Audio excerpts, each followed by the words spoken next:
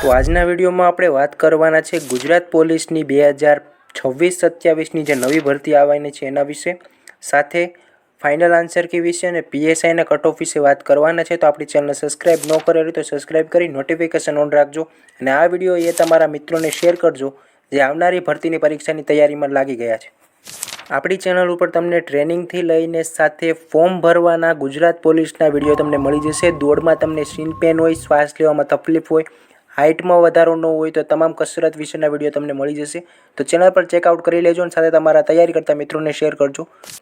તો પીએસઆઈ અને કોન્સ્ટેબલનું પરિણામ હજી બાકી છે અને એના માટેનું એક ટ્વીટ છે કે જેમાં ઓગસ્ટના પ્રથમ સપ્તાહમાં કોન્સ્ટેબલના ડોક્યુમેન્ટ વેરિફિકેશનનું આવી શકે છે અને ત્યારબાદ જાહેર થઈ શકે છે પરિણામ। કોન્સ્ટેબલના પરિણામની જાહેરાત 1 માસ બાદ આવી શકે છે અને પીએસઆઈનું પરિણામ સપ્ટેમ્બરના અંત સુધીમાં બંને પરિણામ જાહેર થઈ શકે છે।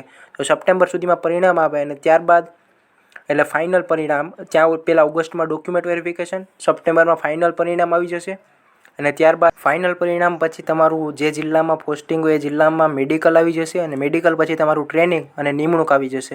એવી રીતે ટ્રેનિંગ આવશે 9 મહિનાની। તો વાત કરીએ જઈએ આપણે નવી ભરતી વિશે। તો ગઈ ભરતી 2022માં હસમુખ સર આપણે અધ્યક્ષ હતા અને ત્યારે પરીક્ષા લેવાની હતી। તો એપ્રિલમાં પરીક્ષા હતી અને નિમણૂક પછી ટ્રેનિંગ જાન્યુઆરીમાં ચાલુ થઈ હતી। તો આમાં તમારે ઓગસ્ટ અને સપ્ટેમ્બરમાં ફાઇનલ પરિણામ આવે તો સેમ પ્રોસેસ થશે કે તમારે નિમણૂક જાન્યુઆરી અથવા ડિસેમ્બર સુધીમાં થઈ જાય। તો પછી આગળ તમારે કઈ રીતે નવી ભરતી આવે તો 2025માં નવી ભરતી આવવાના ચાન્સ નથી, અપડેટ આવી શકે છે। 2026માં નવી ભરતી આવી શકે છે, તો તૈયારીમાં રહેવું તમારે 2026માં। તો એવી રીતે 24,000ને ડોક્યુમેન્ટ વેરિફિકેશન માટે બોલાવવામાં આવશે અને તેમને ફોર્મ ભરવાનું કેડર માટે ખાસ ધ્યાન દેવાનું કેડર સિલેક્શનમાં। તેના વિશે આપણે ઓલરેડી વિડીયો બનાવેલો છે, એ વિડીયો આપણે ચેનલ પર જોઈ લેજો। સાથે ડોક્યુમેન્ટ વેરિફિકેશનમાં કયા કયા ડોક્યુમેન્ટ જેનો વિડીયો બનાવેલ છે તો ચેનલ પર એ વિડીયો પણ જોઈ લેજો।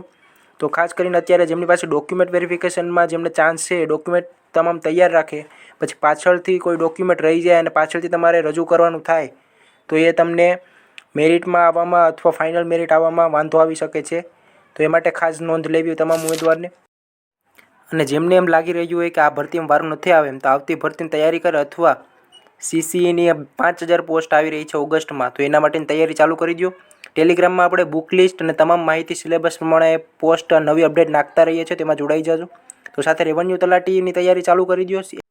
આવનારા 6 મહિનામાં બધી મોટી પરીક્ષા આવવાની છે અને મોટી ભરતીની અપડેટ આવી ગઈ છે, તો એ તમામ અપડેટ માટે ટેલિગ્રામમાં જોડાઈ જાઓ। તો મળીએ નવા વિડીયોમાં, ત્યાં સુધી જય હિન્દ, જય ભારત।